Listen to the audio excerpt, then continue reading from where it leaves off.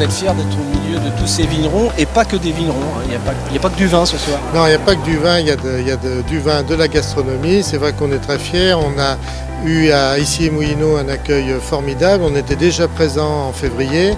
On est maintenant présent en octobre. C'est un salon qui est en train de s'installer progressivement dans cette ville que nous aimons beaucoup. Ça se passe formidable ici, oui, Robert Charpentier. Voilà, mais c'est ce qu'on a vu dès le départ en choisissant cette salle. C'est vrai que pour l'instant, on commence sur la moitié de la salle, mais progressivement, on va prendre de plus en plus de place, sachant qu'ici, c'est tout à fait possible.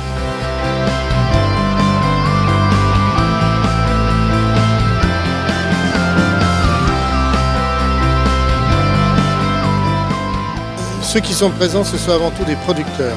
C'est-à-dire qu'on n'a pas de ce qu'on appelle des négociants ou des revendeurs, etc. Ce sont des producteurs, c'est-à-dire ce sont des viticulteurs qui viennent présenter leur production à toute une clientèle d'amateurs. Donc c'est ça la spécificité, ce sont avant tout des producteurs.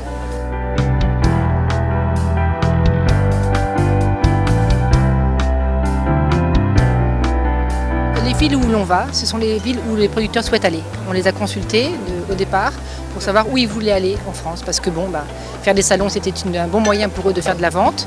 Ils ont besoin d'avoir le contact avec la clientèle, hein, parce qu'ils passent leur temps dans leurs vignes et ils ont besoin de savoir qui va goûter leur vin et d'en discuter, parce que ça fait partie de l'amour de leur métier. Donc on est à Issy-les-Moulineaux aujourd'hui parce qu'effectivement, ils savent que dans ce secteur, on a quand même un grand potentiel d'amateurs de vin.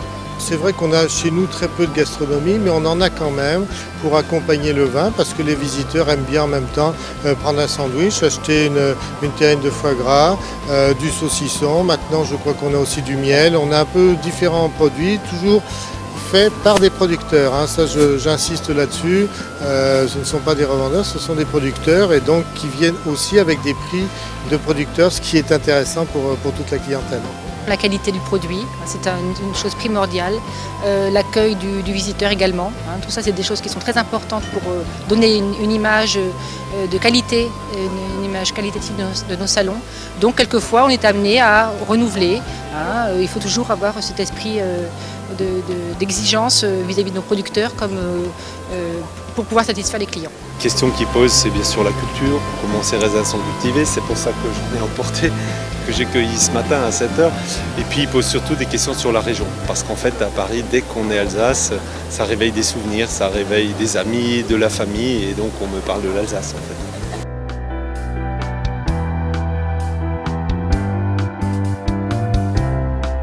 On ne ramasse que ce qui est beau, notamment cette année 2008 qu'on vient de ramasser. Là, chez Vendangé, jeudi, je vendangeais encore.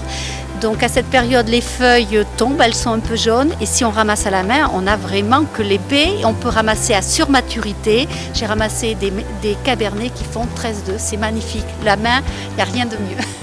Nous, sur notre domaine en particulier, on est entre 15 et 25 hectolitres à l'hectare. Donc vous voyez la concentration qu'on peut avoir dans les baies.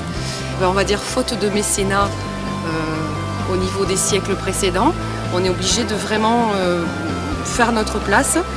Mais de notre côté, c'est un mal pour un bien parce que ça nous pousse à relever des défis et à montrer qu'on est capable de faire des très bons vins dans cette région.